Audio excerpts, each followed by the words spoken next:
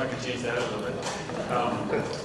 My career and my life has been slightly upside down, and I might relate a few instances with Sean and Carol and Mandeep and all the instructors. So I had actually had no clue what I was doing early on. I had absolutely no clue. Some of my family members said, hey, be an engineer. You make a lot of money.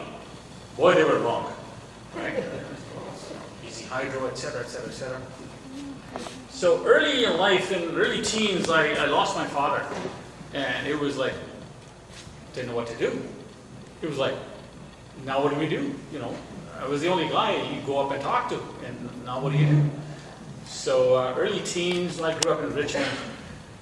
Ended up with a job, cleaning offices and so on, the usual, and then I found another job working for KFC, McDonald's, the usual. I go, wow, these guys pay really well. It's $2.25 an hour. That was a whopping change from cleanup stuff, right? So I go, wow. But this thought of becoming an engineer kind of stuck in my mind, and I was always a tinker. And well, how do you do this? Because it costs money to go to school. So anybody who lives on the west side, there was a KFC on 45th and Arbutus. I was working there while I was going to school, but I didn't tell anybody that I was going to UBC. And I didn't tell the UBC people that I was working at KFC. So there I was serving at the front, and some of my classmates show up. So I hid myself at the background. I didn't want them to know that I'm working at KFC. So my manager goes, hey Bob, just go up there in the cash. And I go, no, I got to go to the bathroom. So anyhow, those friends of mine saw me. And it was not the coolest moment. But then I said, yeah, you know, I do this as for extra money and so on. But I kept going.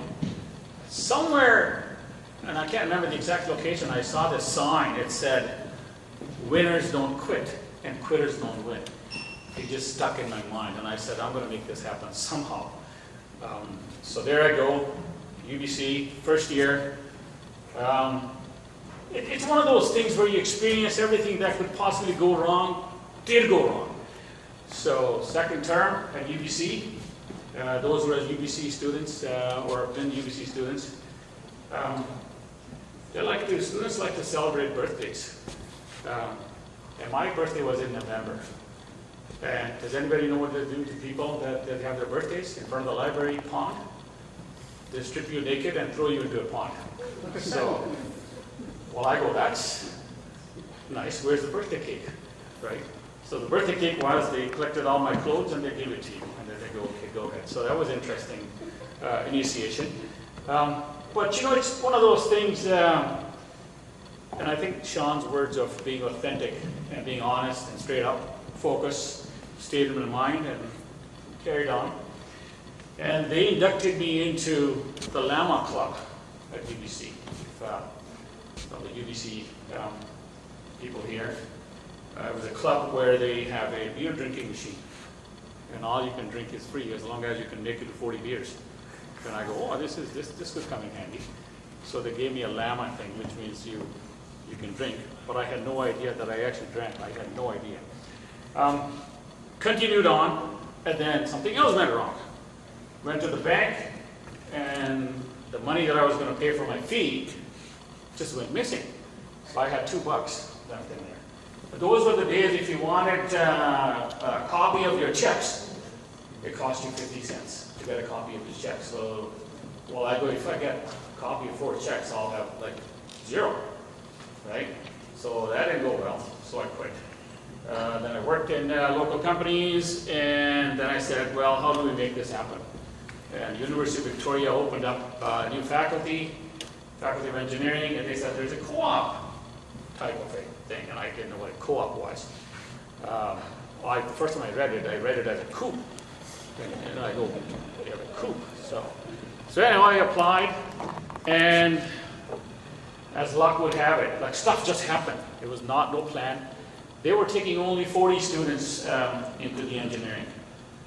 And guess what my number was? 41. Okay? So now I can't make it down there. So I decided, I'm just going to drive in my Fiat Spider convertible. You know, sometimes I ran on 4 cylinders, but mostly on 3. Drove to Victoria, and I said, I think I'm going to wait it out. Let's see what happens. So, well, of course, paying money, sitting in a hotel was expensive, so I decided that I was just going to sleep in front of the building. And in the morning, you know, school opened up, and the associate dean comes out. He goes, hey, who are you? I go, I'm just waiting. And he goes, what's your name? I go, Bob Gill. He goes, I think you're in. Somebody dropped out.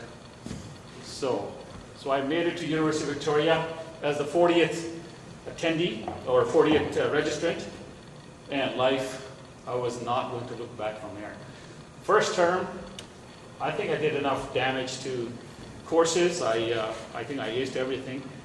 And then IBM was there interviewing people. So I got a job for IBM in Toronto. I signed up everything, and I go, oh geez, this is not in Vancouver, this is in Toronto.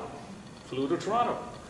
I grew up on Macintosh computers, and then I'm faced with IBM computer. I'm going, what is this, F1, F, whatever that means. So I educated myself on IBM computers. I had grown up with an Italian family here, Falcone brothers, so I had some bad habits. So my manager looks at me, he goes, he was an Italian, and he goes, hey Bobby, where did you get this bad habits from? I go, oh, sorry about that. So he goes, no, come on. I'm going to put you into the programming side of things. So I did a lot of programming, and halfway through he goes, I think you're tall enough. I think I'm going to put you into manufacturing. I said, okay. And boy, that summer of 1989, I made about $31,000 in 1989. A lot of overtime. And if anybody remembers, those were the years when Blue Jays won their trophy. They took us down to the game and so on. So life changed forever. That sign still stays in my mind. You know, winners don't quit, and quitters don't win. Come back, finish off my school, and I had about a year with BC Hydro. And I was being interviewed by my chief engineer. I sat outside his office. His name is Bruce Pryor. So I'm sitting outside his office. He walks out of his office. He goes, hey Bob. Goes out to some meeting. Half an hour later, he comes back. He goes, hey Bob. He goes, what are you doing here? I go, hey Bruce, you're supposed to interview me for the job. He goes, oh shit, I totally forgot. Right? He goes, come on in. So he takes me in his office. We're talking. He goes, he shuts the door. He goes, don't tell anybody. I totally forgot. I thought you were permanent already. So this is how I ended up with a permanent job with BC Hydro. Spent about 8 years and wanted to see some change. I was trying vigorously to get into BC Tel. I just could not get in. So there was an opening at TELUS in Calgary. True story, the day I joined TELUS in Calgary is the day BC Tel and TELUS merged. So I go, there we go. So, and I was hoping that I was going to go back to BC Tel in Vancouver, because if you've grown in Vancouver, you know, Alberta, it's slightly cold. I don't know if you've noticed. So I spent about a year in TELUS. Guess which one survived? The Pontiac. Out comes a person, I go, hey, I was a witness to your accident, feel free to, you know. He gives me his card, you know, in an accident, nobody cares. Yeah. I get an email from ICBC, our local insurance company. And he goes, well, can you tell us a little bit about it? And I said, absolutely. So I sent my account of what happened. And 2 days later, I got an email from somebody. It said, hey, you want to come in for lunch and coffee? And, you know, thank you very much for being my witness. And I'm going, who is this guy? At the bottom it says, Dr. Ronald Stern, Vice President, Education, BCIT. I go, oh shit, this guy can come in handy. Right? Coffee, lunch, and meet with the Dean or VP. So I took him upon for coffee. He goes, hey Bob, meet Dean. Dean, meet Bob. Do you want to work for us? Seriously, that was 20 years ago. and I've been working for BCIT ever since. When I started with BCIT, I knew I was part of IEEE, and I got a call from Victor Leong. He goes, "Hey Bob, I want to go on sabbatical. Hey, can you do this course for me?" And so I knew Victor a little bit, Dr. Leong. I go, "Yeah, sure, I'll do the datacom." I didn't realize that UBC classes are slightly bigger, right? And so there I was in a class of 40, and there I walk into UBC, McLeod 228. There's a class of 185 students, some people sitting on the floor. It was slightly scary.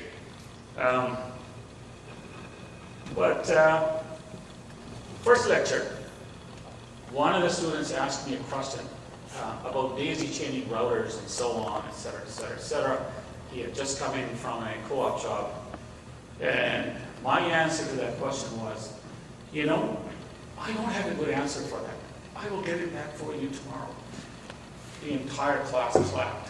I was shocked. And one of the students, there's always a bold student that speaks up for everybody. He says, "You're the first instructor that was honest." And I was kind of thrilled. So my point being, it's just be authentic, be yourself, let it be. And then I spent a year, so I've been teaching as a sessional. And about 6 years ago, one of my colleagues called me up. He goes, "Hey Bob, you're an adjunct at UBC?" I go, "It's working. That's best satisfaction you ever get. You've made a difference in somebody's life. They're working," and so on.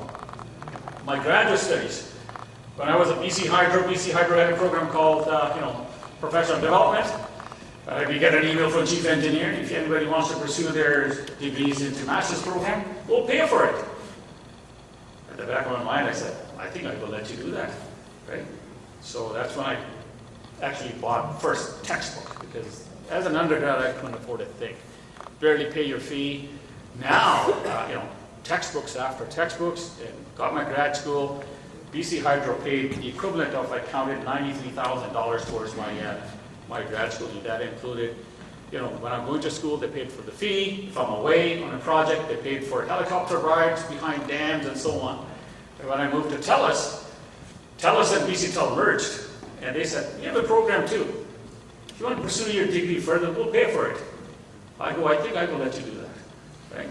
So I pursued partial completion of my PhD here at UBC. But then the other half of my support in life kind of moved on. My mom moved on. So it's just I felt, well, you know what? I think I've been lucky enough to be at the right time, right place at the right time. Now I feel, having been involved with UBC SFU, and I see Dr. Peters in the audience as well. I've also been involved at SFU about 7 years ago. Had a meeting with IEEE group, and Dr. John Bird, and remembers from SFU, he goes, "Hey Bob," well, he was my grad teacher, he goes, "Hey, can you do this circuits course?" I go, "I can do this in my sleep." I thought I was just joking with the guy. He goes, "Okay, can you start Friday?" And my thing was, I go, "Show me the money," right? He goes, "We'll make it happen." So I've been teaching at SFU in parallel. Somehow UBC, SFU, and BCIT, they all merged, the timetable merged. There's a lot of control. There's a little bit of control on you scheduling your courses. So I've been quite honestly blessed with something that I feel I came on this planet to do, is to teach.